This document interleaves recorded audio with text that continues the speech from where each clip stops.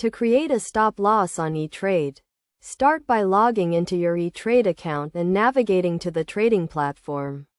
Once you are logged in, select the stock or option you want to set a stop loss for from your portfolio or by searching for the specific ticker symbol. Click on the Trade button next to the stock or option to open the order entry screen.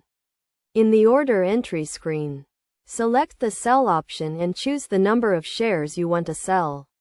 Then click on the Advanced Options link to expand the order entry screen. In the Advanced Options section, check the box next to Stop Loss to enable this feature. Enter the stop price at which you want the stop loss order to be triggered.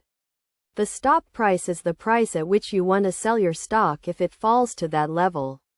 For example, if you own 100 shares of stock and you want to limit your losses to 10%, you would set the stop price 10% below the current market price. Once you have entered the stop price, select the order type as either a market order or a limit order.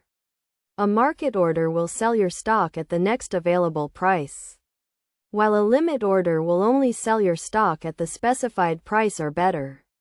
Review your order carefully to ensure everything is correct. Then click on the Preview button to review your order. If everything is correct, click on the Confirm and Send button to send your stop loss order to the market.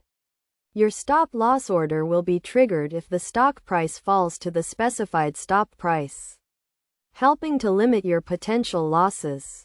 It is essential to regularly review and adjust your stop loss orders as market conditions change to ensure they remain effective in managing your risk.